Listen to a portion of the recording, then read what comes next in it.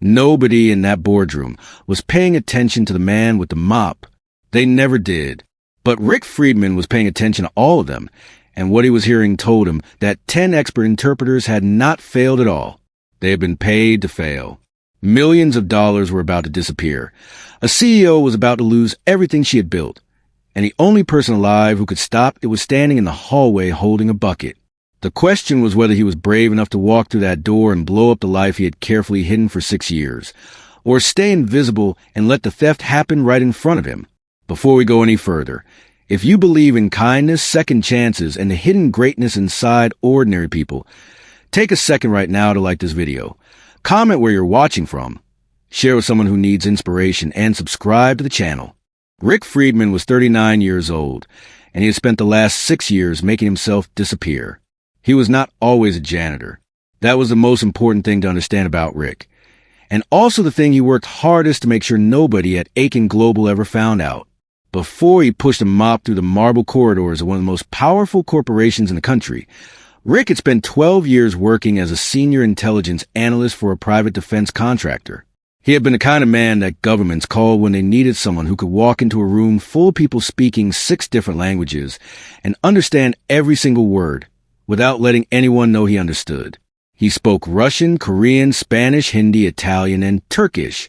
Not tourist level, not conversational, but fluent in a way that only comes from years of being in rooms where speaking badly could get you killed. He had learned Russian in Moscow during a 2-year assignment. He had picked up Korean during 18 months working across Seoul and Busan. The others had come through years of field work, study, and the kind of total immersion that leaves a language permanently wired into your brain.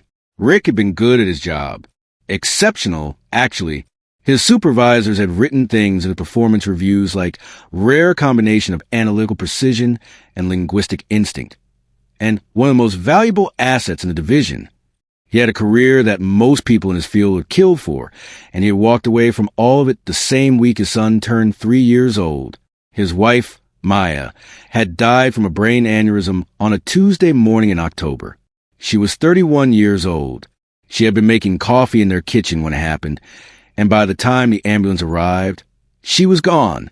There was no warning, no illness, no goodbye. One morning, Rick had a wife and a partner and a plan for his life, and by that afternoon, he had a 3-year-old son named Leo and nothing else. The grief had been enormous, the kind that doesn't lift but simply becomes part of the weight you carry every day. But grief was not what made Rick quit his job. What made him quit was fear.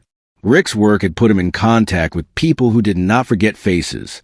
He had spent 12 years collecting information on individuals who treated betrayal as a business category with its own set of consequences. There had been 2 incidents during his last year at the firm, one involving a colleague who turned up dead in Prague, and another involving a credible threat against a family of an analyst who had worked a case Rick knew well. Rick had never been directly threatened, but he understood the environment well enough to know that not yet threatened was not the same thing as safe. After Maya died, the calculation changed.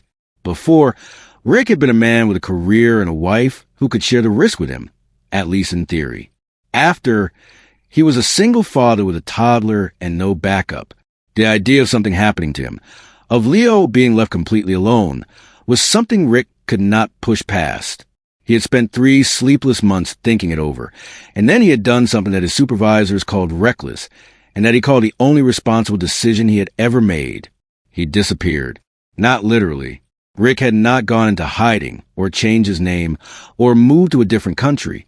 What he had done was quieter and more total than any of those things. He had resigned from his position, turned down 2 very generous offers to stay on in consulting roles, moved himself and Leo 3 states away to a city where he knew nobody, and systematically rebuilt his life from the ground up in a way that left no obvious trail for anyone looking for him. He got his janitorial certification. He applied for a night cleaning position at Aiken Global and was hired on a Thursday afternoon by a woman in HR who barely looked up from her computer. He rented a small apartment 12 minutes from Leo's school. He made friends with his neighbors, a retired teacher named Mrs. Okafor who agreed to watch Leo on the nights Rick worked, and a mechanic named Danny who thought Rick was the most boring man he had ever met, which was exactly the impression Rick was trying to create. His life was small and quiet and safe, and that was the whole point. He had been working at Aiken Global for 2 years by the time the international merger started. In those 2 years, he had become part of the furniture. The executives who passed him in the hallways did not see a person so much as they saw a function, a man attached to cleaning equipment, a background element in the building's daily operation. Rick was fine with that. Invisibility had been his goal from the beginning, and he had achieved it completely. He knew more about the company than anyone in the executive suite would have found comfortable, not because he went looking for information, but because invisible people hear everything. He had overheard salary negotiations and affair confessions and strategic decisions that had not yet been announced. He had listened to arguments between division heads and phone calls between Sandra Aiken and her lawyers and late-night conversations between people who thought the cleaning staff had gone home for the night. He had stored all of it somewhere in the back of his mind and never done anything with any of it, because doing something would have meant becoming visible, and becoming visible was the one thing he was not willing to do. Rick knew Sandra Aiken the way a person knows a painting they walk past every day, by its general shape and mood rather than its fine details. She was the CEO, 52 years old, and she ran Aiken Global with the kind of focus and intensity that made people either deeply loyal to her or quietly terrified of her. She had built the company from a mid-sized trading firm into a multinational with operations on 4 continents, and she had done it through a combination of sharp instinct, calculated risk-taking, and a refusal to let anything personal bleed into her professional decisions. She was not warm. The people who worked directly for her said she was fair, and that was the highest compliment most of them seemed to offer. Rick had seen her walk past him in the hallway more times than he could count, and she had never once looked at him. Not because she was rude, but because, in her mental map of the building, he did not exist. The merger with a consortium of 8 international partners. Companies from Russia, Korea, Italy, Spain, Turkey, and India was the biggest deal Sandra had ever attempted to close. Rick had heard enough over the past few months to understand its scale. If it went through, it would effectively double the company's global reach and push its valuation into territory that would make the financial press pay attention for weeks. Sandra had been working toward it for almost 2 years, and everything was finally coming to a head. The international meetings had been scheduled for a full week.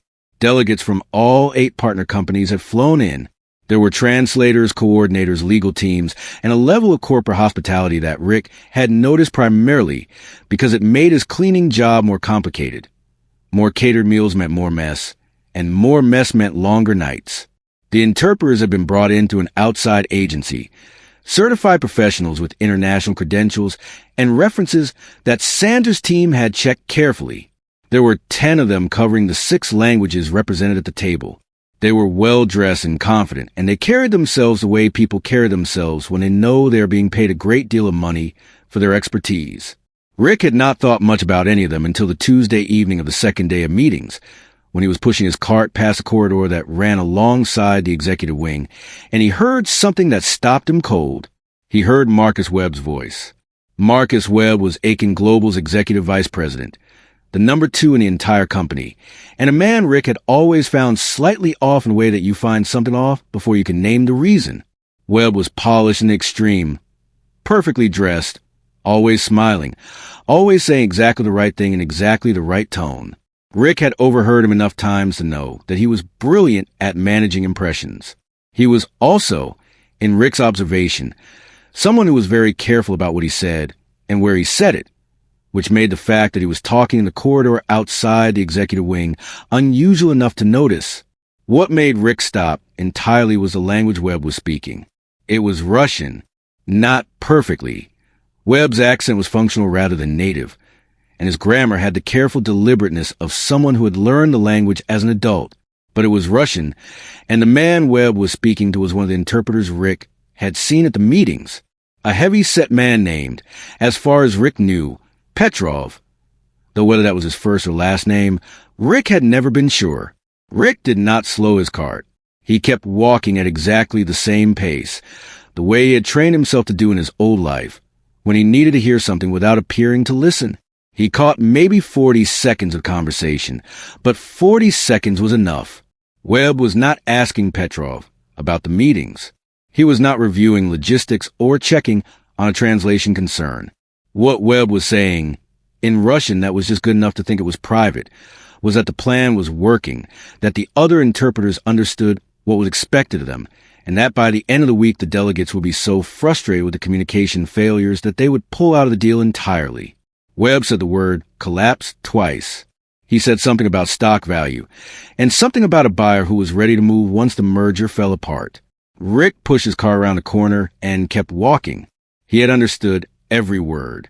He went to the supply closet at the end of the east hallway, closed the door behind him, and stood in the dark for a long time. His heart was beating faster than it had in years. Not from fear, exactly, or not only from fear, from the sudden, unwelcome return of a feeling he had spent 6 years trying to bury. He knew what he had heard. He knew what it meant. Marcus Webb was orchestrating the collapse of Sandra Aiken's merger from the inside. The interpreters were not failing because the job was too difficult. They were failing because they had been paid to fail. Every mistranslation, every confused pause, every moment of apparent linguistic breakdown was a performance, scripted and coordinated to drive the international delegates away from the table before a deal could be signed. And the reason was not complicated. If the merger fell apart, Aiken Global stock would drop sharply. Someone with enough capital, a buyer Webb had apparently already lined up, would be able to acquire the company at a drastically reduced price.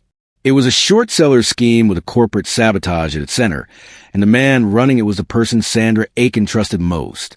Rick stood in that supply closet and thought about Leo. He thought about the apartment they lived in and the school Leo attended, and Mrs. Okafor who watched Leo on the nights Rick worked, and the life he had spent 6 years building brick by careful brick into something stable and safe. He thought about what it would mean to step forward, to walk into that boardroom, and reveal what he knew and what he could do. It would mean explaining himself. It would mean questions. It would mean becoming visible in a way that could not be undone. He thought about all of that for a long time. Then he thought about Sandra Aiken losing everything she had built because the man she trusted had decided to steal it from her. He thought about 8 boardrooms full of international delegates who were being manipulated and insulted without knowing it. He thought about every person who worked at Aiken Global whose job depended on the company staying healthy and strong. He stayed in the supply closet for 22 minutes. Then he opened the door and went back to work. He did not go home that night with a decision made. He went home with the problem sitting in his chest like a stone, and he sat at the kitchen table after Leo was asleep, and he turned it over and over and could not find an angle from which it looked simple. There was no version of this where he could do the right thing without cost. The question was only whether he was willing to pay it. He thought about Maya. He thought about the way she had looked at him in the early years of their marriage, when she still sometimes caught him being someone other than the careful, buttoned-up version he showed the world, when she saw the part of him that actually cared about things, that could not watch injustice happen without needing to respond to it. She had loved that part of him. She had been the one who kept telling him not to bury it so completely. He went to bed at 2 a.m. without a decision. He woke up at 6 with one. He was going to stop it, but he was going to do it his way, on his terms, with enough control over the situation to protect himself and Leo as much as possible. He was not going to be reckless about it. He was going to be precise. That was, after all, what he was trained for. Rick spent Wednesday watching. He had always been good at watching without being seen, and the executive floor of Aiken Global gave him plenty of opportunity. His cleaning schedule took him through the corridors adjacent to the main boardroom 3 times during the day, and each time he found a reason to slow his work near the glass partition that allowed him a partial view of what was happening inside. What he saw confirmed everything he had heard the night before, and then some. The meetings were in visible distress. Even from the hallway, even without being able to hear clearly through glass, Rick could read the body language in that room like a book he had studied for years. The international delegates were frustrated, not confused, not patient, but genuinely and increasingly frustrated in the way that people get when they feel they are not being respected. There is a particular kind of tension that settles over a room when important people start to feel that their time is being wasted, and Rick had seen enough times to recognize it instantly. The interpreters were performing their failures with skill, and Rick had to give them credit for the craft of it. They were not obviously failing. They were not throwing up their hands or making visible errors that anyone could point to and name. They were doing something subtler and more damaging. They were creating just enough ambiguity in each translation to prevent genuine communication from happening. A phrase in Korean came out slightly wrong in English, tilting a cooperative offerer towards something that sounded like a condition. A passage in Russian was rendered in a way that lost the warmth of the original and replaced it with a formality that read as coldness. In Hindi, a point of agreement was translated in a way that suggested the speaker was still negotiating rather than conceding. None of it was dramatic enough to be obviously deliberate. That was the genius of it. Every failure had a plausible explanation. Language is difficult, nuance is hard to translate. These things happen in complex multinational negotiations. But the failures were happening too consistently, too strategically, and always in exactly the moments that mattered most. Rick's analytical mind tracked the pattern across the sessions he observed and confirmed what he already knew.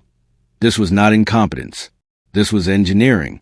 Marcus Webb was present at some of the sessions and absent from others, but his absence did not make him invisible to Rick.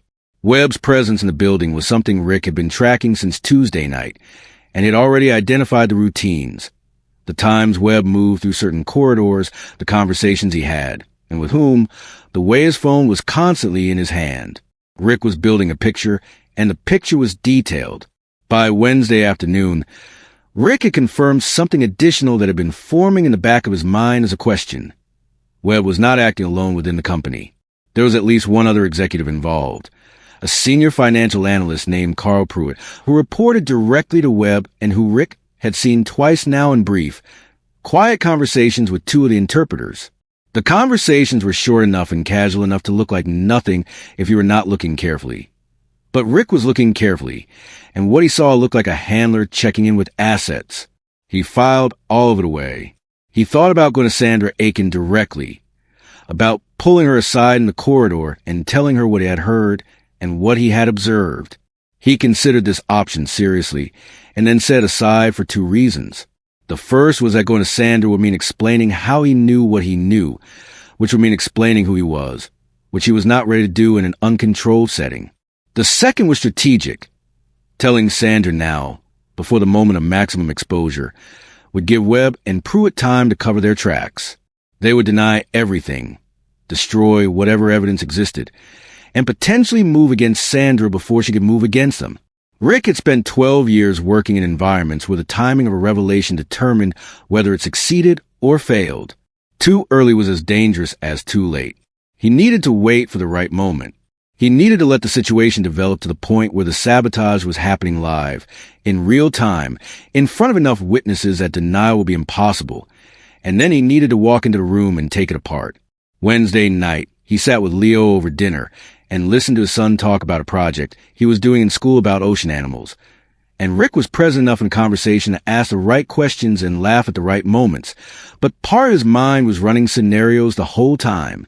He was calculating the risks, rehearsing the languages, thinking through the things that could go wrong. Leo was 9 now, and he had his mother's eyes and his father's tendency toward quiet observation, a combination that Rick found heartbreaking in the best possible way.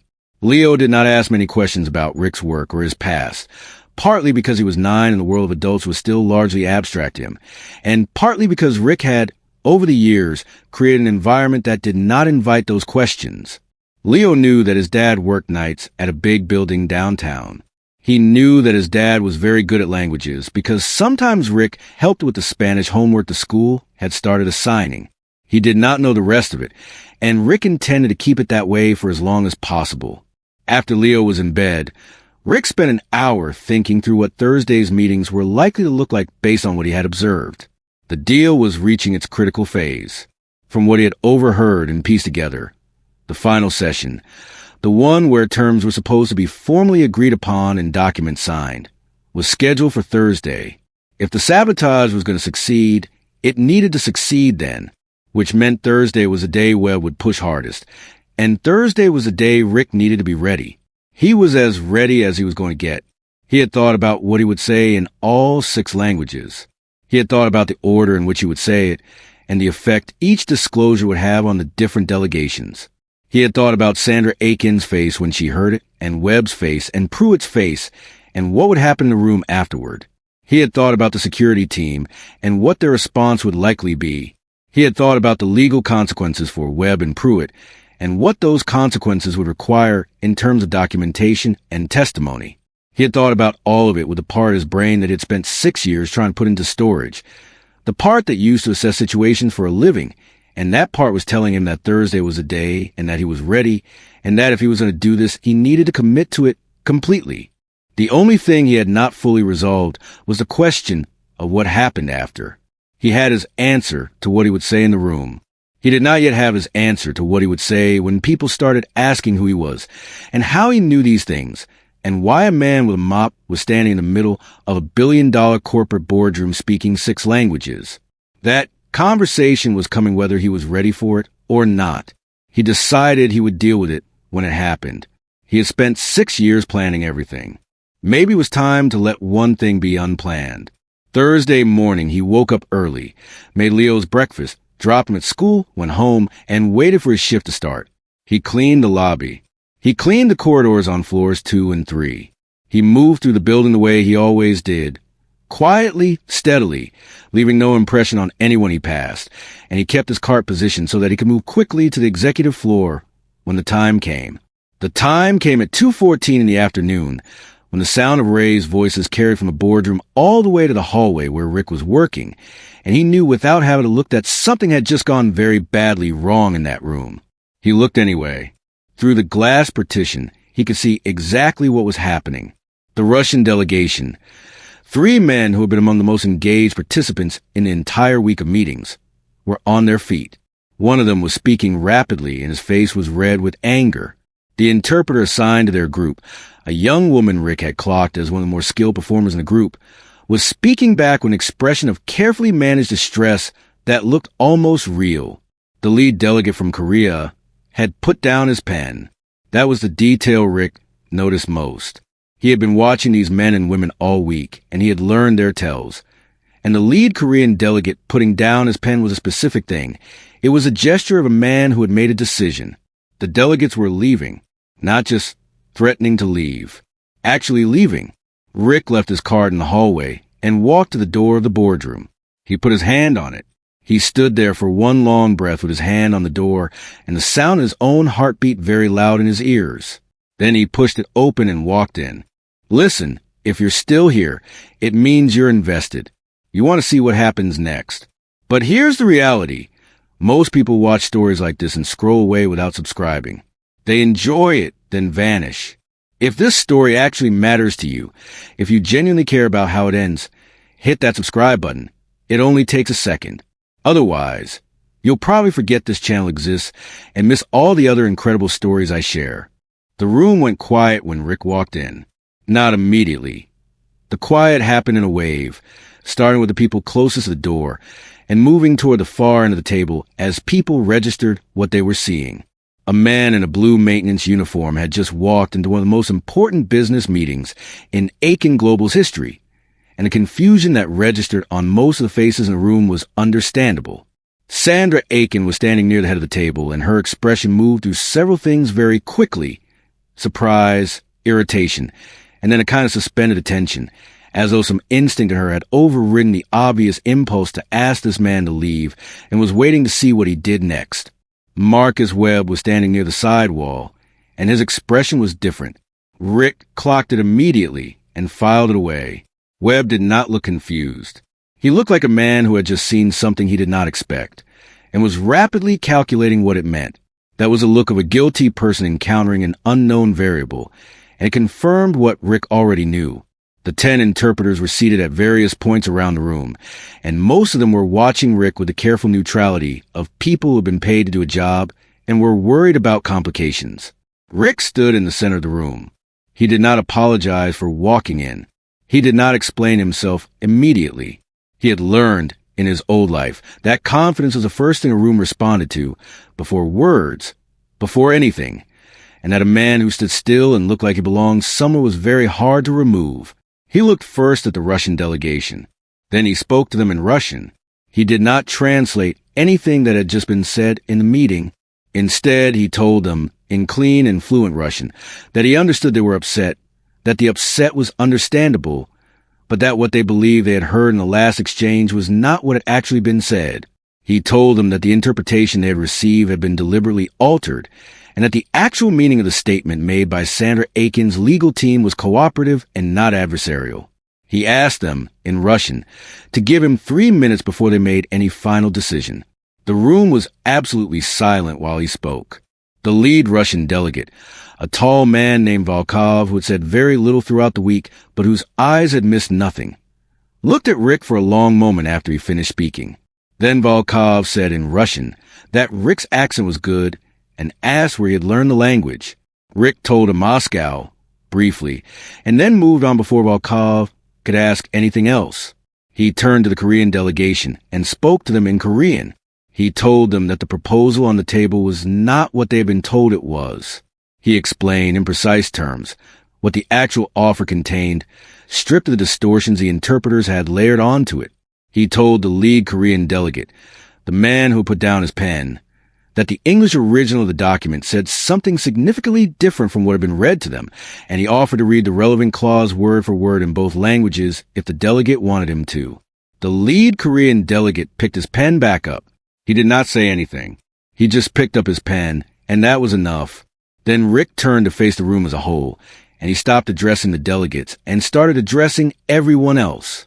He spoke in English now, clearly and without raising his voice, because he wanted every person in the room, the executives, the legal teams, the interpreters, Marcus Webb, Carl Pruitt, who was standing near the back, to understand exactly what he was saying without any possibility of confusion.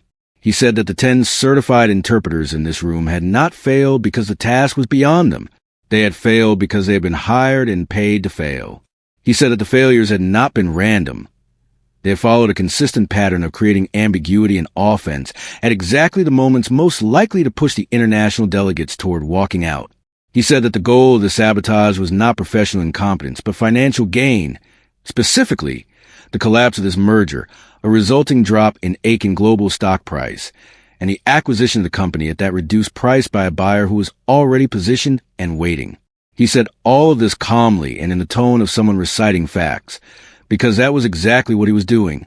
Then he turned and looked directly at Marcus Webb. He spoke to Webb in Russian. He repeated, word for word as precisely as he could reconstruct them, the instructions Webb had given to the interpreter Petrov in the corridor on Tuesday evening. He said that he had been pushing his cleaning cart past that corridor at that moment, and that he had understood every word, and that what Webb had said in Russian, presumably believing that no one within earshot could understand him, had been a direct confirmation that the interpreter failures were scripted and coordinated. Webb's face had gone through several colors during this speech. By the time Rick finished, it had settled into something pale and very still. Then, in a move that even Rick had not fully anticipated, he turned to face the other delegates and addressed each group in their own language. To the Spanish-speaking representatives, he said in Spanish that they had been right to be suspicious of the interpretation quality throughout the week, and that their instincts had been correct. To the Italian delegation, he said in Italian that the document before them accurately reflected what Sandra Aiken's team had proposed, and that the distortions they had heard were not coming from her side of the table. To the Turkish representative who had said almost nothing all week, but had watched everything with intense dark eyes, Rick spoke briefly in Turkish, telling him that the man standing by the wall in an expensive suit was the source of the problem, and that the man's plan had just ended. To the delegates who spoke Hindi, he addressed them last, in Hindi, and he told them simply that the meeting could continue if they chose to continue it, because the obstruction had been removed. He was not sure he had ever spoken 6 languages in that rapid a sequence in his life, including during his years of actual field work. His mind felt like it was running at a speed he had not accessed in a long time. The particular sharp clarity that comes from high stakes and no margin for error. When he finished, the room was so quiet that Rick could hear the air conditioning. Sandra Aiken had not moved from her position near the head of the table. She was looking at Rick with an expression he had never seen on her face before, because he had never seen Sandra Aiken look at him at all. The expression was not quite surprise anymore. It was something more complex than that, the look of a person rapidly reassembling their understanding of something they thought they already knew. She looked at Webb. Webb had nothing to say. His expression had collapsed from calculated control into something raw and exposed, and the space between him and Sandra in that room was enormous, even though they were standing 30 feet apart. Carl Pruitt had taken a step toward the door and stopped, apparently recognizing that moving toward the door was not going to help him. Two of the interpreters had their heads down. The others were variously frozen or making very small and careful movements that Rick read as the body language of people who were deciding, in real time, how much trouble they were in. Volkov, the Russian delegate, spoke. He asked, in Russian, whether someone would be calling the police or whether that was going to take a while. Rick almost smiled. He translated Volkov's question into English for Sandra, who nodded slowly, and then picked up her phone and called building security. The next 20 minutes were controlled chaos of the professional variety, the kind that happens when something explosive has occurred in a formal setting, and everyone is trying to simultaneously process what happened, manage their own reaction, and figure out what their role in the aftermath should be. Security arrived. The interpreters were asked to remain in the building. Webb and Pruitt were met at the door by security personnel and escorted, with a formality that Rick found almost elegant, to a conference room on a different floor while Sandra's legal team was contacted. The international delegates did not leave. That was the most significant outcome of the immediate aftermath, and Rick knew it. Volkov and the lead Korean delegate exchanged a brief conversation that Rick overheard and understood to be a mutual assessment of the situation. Essentially, both men deciding that what had just happened was unusual, but that the underlying business proposition was still sound and still worth discussing. The Spanish and Italian representatives sat back down within 5 minutes. The Turkish representative, who had still said almost nothing, simply remained in his chair throughout the chaos, as though he had expected something like this and had simply been waiting for it to resolve. Sandra Aiken walked over to Rick when the room had settled into a kind of controlled order. She looked at him for a moment without speaking. He could see her taking in the maintenance uniform, the ID badge, the fact that she had no memory of his face despite the fact that he had been in her building for 2 years. She said his name as a question, Rick? Reading it from the badge, and he said yes. She asked him how long he had worked there, and he said 2 years. She asked him, with a directness that he had heard described as her defining characteristic, what exactly he was. He told her the short version. Not everything.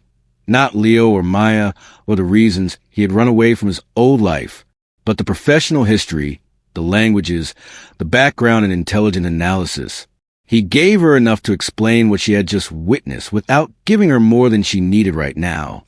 She listened without interrupting, which he respected. When he finished, she was quiet for a moment. Then she said that she had a lot of questions and that she imagined he did too, and that they should probably talk properly once the legal team had arrived and the immediate situation was under control. She said in the tone of someone scheduling a meeting, and he recognized it as her way of staying functional in the middle of something that had just dramatically upended her day. He said that sounded fine. She started to turn away and then stopped and turned back. She said thank you, not in the way that people say thank you as a social formality. She said it looking at him directly, and it carried the weight of someone who understood exactly what had almost happened and what had just prevented it. Rick nodded. He did not say you're welcome, because that felt inadequate, and he did not say anything else, because there was not much else to say in that moment. He went back to his car in the hallway and stood with his hands on the handles for a minute, feeling the particular aftermath that comes when adrenaline starts to drain away and leaves the reality of what you have done behind. He was shaking slightly. He had not noticed it during the meeting. He noticed it now. He thought about Leo. He thought about what Leo would have for dinner tonight, and whether Mrs. Okafor had remembered about the homework Leo had due on Friday. He thought about the small apartment and the school 12 minutes away and the life he had built. He thought about the fact that that life, as he had constructed it, was probably over. Not in a bad way, necessarily, but over in the sense that the version of himself he had been performing for 6 years, the invisible, unremarkable, deliberately forgettable man with the mop, had just walked into a boardroom and introduced himself to the world, and there was no walking that back. He found, standing in the corridor with his hands on the cart, that he was not as devastated by that as he thought he would be. He was tired of being invisible. He had not let himself know how tired, but now that the performance was over, he could feel the exhaustion of it in his bones.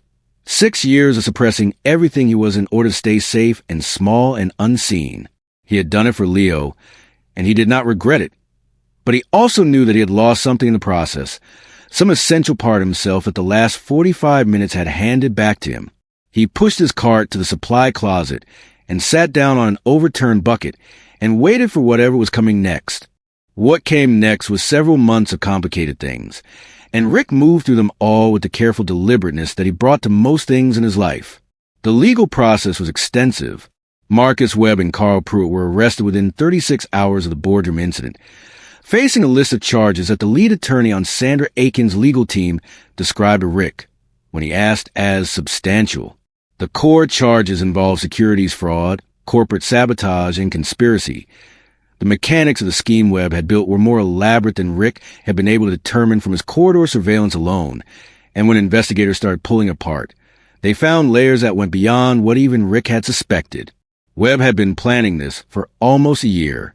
He had identified the buyer months in advance, a private equity group that specialized in distressed acquisitions, and he had positioned himself to collect a significant finder's fee on top of whatever financial benefit he would have gained from the collapse of Aiken Global stock. The 10 interpreters were another matter. Most of them were not criminals in the traditional sense. They were people who had been offered significant money to perform a specific kind of professional malpractice and who had not fully reckoned with the legal exposure that came with it. Most of them cooperated with investigators. 2 of them had the kind of legal problems that cooperation could not fully resolve. All 10 of them lost their professional certifications. The merger proceeded. This was the outcome that mattered most to the largest number of people, and it was also the outcome that had seemed most impossible on Thursday afternoon when the Russian delegates were on their feet and the Korean delegate's pen was on the table. The week that followed the incident was complicated. There were conversations that had to happen, trust that had to be rebuilt, explanations that had to be given to 8 delegations about what exactly had happened and why and how the company intended to ensure it did not happen again. Sandra Aiken handled these conversations personally, and from what Rick heard from various sources in the building, she handled them with exactly the directness and accountability that the situation required. By the end of the following week, all 8 partner delegations had reaffirmed their commitment to the deal. The documents were signed in a ceremony that Rick was not present for because he was not yet sure what his role in the company was going to be, and attending a signing ceremony in a maintenance uniform felt like the wrong call.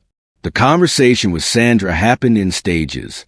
The first conversation was brief and practical and occurred on the Thursday evening of the incident. Once the immediate chaos had settled and her legal team had arrived and the situation was under enough control to allow for a 15-minute private meeting. Rick told her more of his background in that conversation. Still not everything, but enough. He told her about his years in intelligence analysis, about his language skills and how he had acquired them, about the general shape of why he had left his previous career. Without going into the details, he was not ready to share. Sandra listened with the focused attention that he had observed in her from a distance, and that was up close, even more concentrated than it appeared through glass. She did not ask him why he had been cleaning floors with those qualifications. She asked the question in a different way.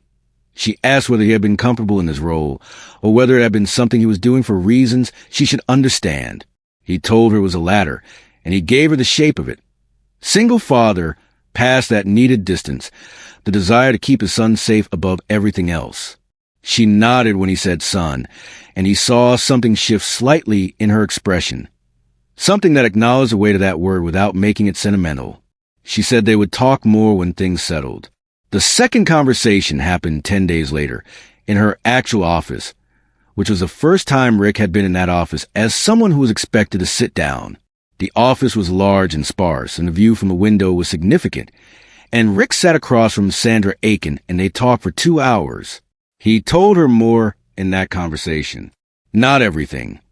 There were parts of his past that he did not intend to share with anyone outside a small circle for a long time, possibly ever. But he told her enough for her to understand who she was dealing with, and she was smart enough to ask the right questions and disciplined enough not to ask the wrong ones. She told him what she was thinking, which was a kind of directness he was starting to understand was simply how she operated. She said that she had spent 10 days thinking about what she had witnessed, and that she had come to the conclusion that what Rick had in that boardroom was not just language skill. It was a specific kind of mind, the kind that processes multiple information streams simultaneously and identifies patterns and makes decisions under pressure in real time. She said that she had been looking for someone with that kind of mind for years and had not found anyone in the right role who had it. She said she thought there might be a role in the company that would actually use what he was capable of, and she asked if he wanted to discuss what that might look like. He told her he was willing to discuss it. The role they landed on, after several more conversations and a process that involved more paperwork than Rick had done in 6 years combined, was Chief of Strategic Communication, a title that Sandra had essentially invented for the position, because no existing title quite captured what she had in mind.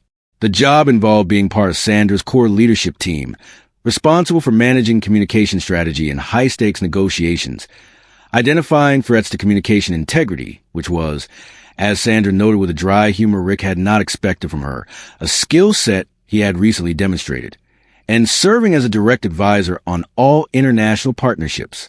It was not, Rick recognized, a job that could be kept separate from his identity the way the cleaning position had been. It was a job that would make him known within the company and, eventually, in the industry. His name and his qualifications and his face would be visible in ways that the janitor's closet had never required. He sat with that for 2 weeks before he accepted. He went to Mrs. Okafor and had a long conversation with her about things he had never told anyone in this city. Not everything, but enough. She listened the way elderly women who have seen a great deal listen, which is to say she listened completely. And when he was done, she told him that she had always known there was more to him than a mop, and that it was about time he stopped hiding it. He talked to Leo, as much as a 9-year-old could follow. He told Leo that he had done something at work that was going to change some things about their life, and that the changes were good ones. Leo asked if they were going to get a dog, which was not the question Rick had been expecting, but which was, he decided, a reasonable priority for a 9-year-old. He told Leo they could talk about the dog. He accepted Sandra's offer on a Monday morning in her office, and she shook his hand with the brisk efficiency of someone who considers handshakes to be a form of punctuation rather than ceremony. She told him his start date, and they talked about the transition, and that was that. There was a practical reality to the new position that Rick had thought about carefully in the weeks between the boardroom incident and his acceptance. The salary was dramatically different from what he had been making. Not obscenely. Rick was not naive about corporate compensation structures, and he negotiated with Sandra directly and found her fair, but not extravagant. But dramatically different in the sense that it changed what was possible for his and Leo's life in immediate and concrete ways. They moved, not out of the city. Rick had been here long enough that it had actually become home, and Leo's school was here, and Mrs. Okafor was here, and a mechanic named Danny, who thought Rick was boring, was here. But they moved to a bigger apartment, in a building where Leo had his own room with enough space for the things 9-year-olds accumulate, and where there was a small second bedroom that Rick turned into an actual home office rather than the corner of the kitchen table that had been serving that function. He bought Leo a dog, a mid-sized mutt from the shelter who the staff there had named Captain, but who Leo immediately renamed Bluebell, a choice Rick accepted without comment because parental priorities are what they are. The work itself was what Rick had not let himself think too much about before accepting it, because he had been afraid that wanting it too badly would make him make the decision for the wrong reasons. He had spent 6 years telling himself that he did not miss the high-functioning, analytically demanding work he had done before, and he had not entirely believed himself. He had been wrong to not believe himself. The work was exactly as demanding and exactly as engaging as his old job had been at its best, without the elements that had made him want to leave that job in the first place. There were no shadowy ethical compromises, no situations where the right thing and the expedient thing were different, no pressure to produce assessments that would be used in ways he could not fully account for. He was simply very good at his job, and the job was a legitimate one, and that combination produced a kind of professional satisfaction that he had forgotten was possible. Sandra Aiken was not easy to work for. He had understood that before he started, and the reality confirmed the expectation. She was demanding in the specific way of people who are demanding of themselves. She expected the same quality of thought and the same directness she brought to everything from everyone around her. She did not suffer imprecision. She had no patience for meetings that did not accomplish something specific, or for communication that dressed up uncertainty as confidence. Rick found, to his mild surprise, that he did not find her difficult. He had spent 12 years working in environments that were considerably less forgiving than Sandra Aiken's executive suite, and her version of demanding felt clean to him, like pressure with a point to it, rather than pressure for its own sake. She was also, underneath the efficiency, someone who thought carefully about people in ways she did not always make obvious.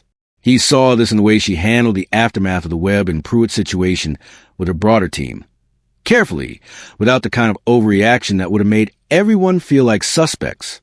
He saw it in the way she dealt with the international partners in the weeks after the signing, taking the time to make personal calls to the delegates who had been most affected by the sabotage and addressing it directly rather than letting it be papered over. He saw it in the fact that she never, in all their interactions, made him feel like a curiosity or a story rather than a colleague. He had expected her to treat the boardroom incident as an asset she had discovered, something to be leveraged and shown off. Instead, she treated it as a fact about him and moved on to the next thing. He respected that. Webb's trial began about 8 months after the incident and played out over several weeks. Rick was called to testify about what he had heard in the corridor, which he did. His old professional history came up in the testimony because it was directly relevant to his ability to understand and accurately recall what had been said in Russian, and because opposing counsel predictably tried to use it to suggest his testimony was biased or constructed. The challenge did not land. Rick testified with the precise, measured clarity of someone who had been professionally trained to recall and relay information accurately, and the jury believed him without apparent difficulty. Webb was convicted on all major counts. Pruitt received a lesser, but still significant sentence after cooperating with prosecutors. The private equity group that had been positioned as the buyer faced its own regulatory investigation, the outcome of which Rick did not follow closely because it was not his concern. The parts of his former professional life that Rick had kept at a distance did not, in the end, come looking for him. He had thought they might, had thought that having his name and his background in the news, however briefly, might attract a kind of attention he was not prepared for. It did not happen. The world had moved on from the specific work he had done, and the people who might once have had reason to find him had, in the years since, found other things that occupied their interest. He stayed vigilant about it for a long time, because that was simply how his mind worked. But the vigilance gradually settled from acute to background, from a live concern to a habit that no longer had an obvious object. Leo got older, as children do. He finished 4th grade, then 5th. He played soccer with moderate enthusiasm and considerable commitment. He read constantly, which Rick considered the most important inheritance he had passed on.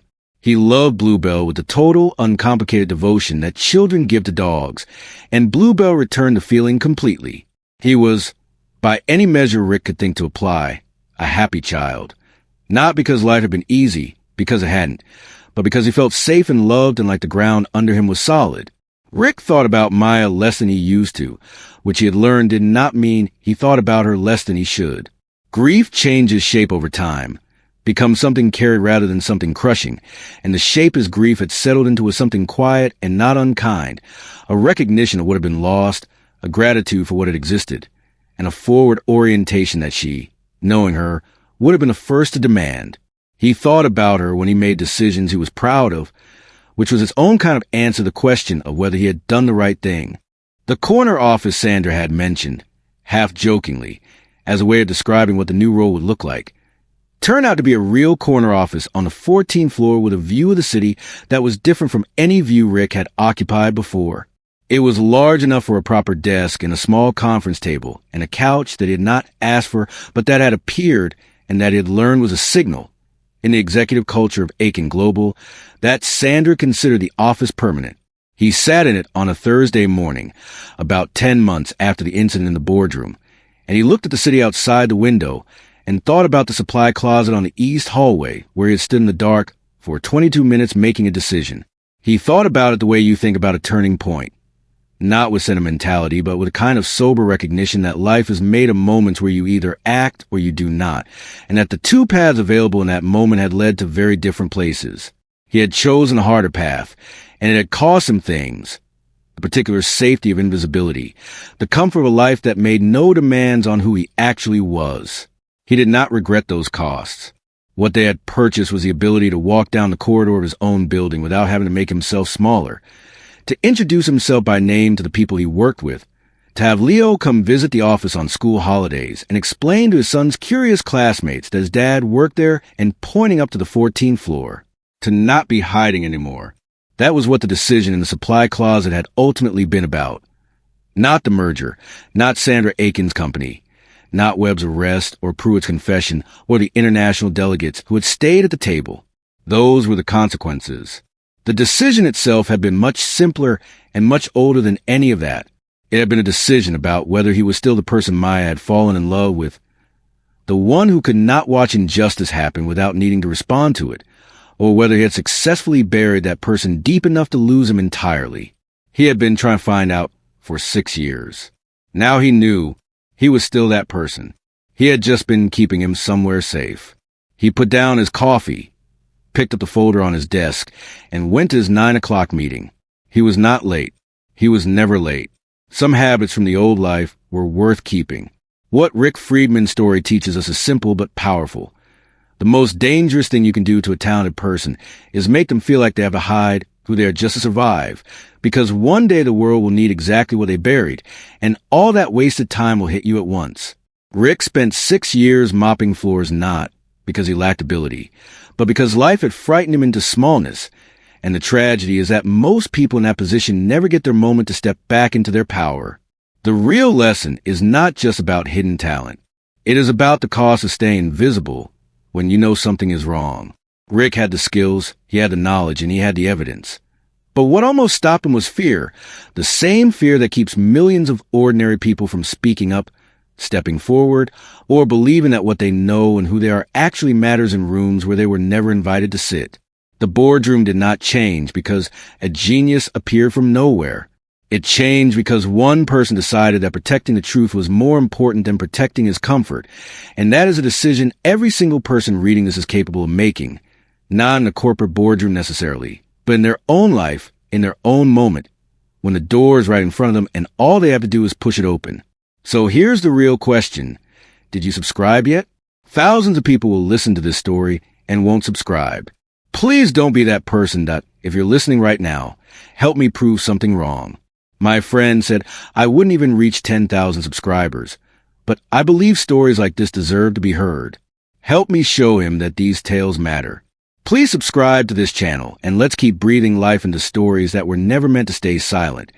And here's what I need to know. Do you want part 2?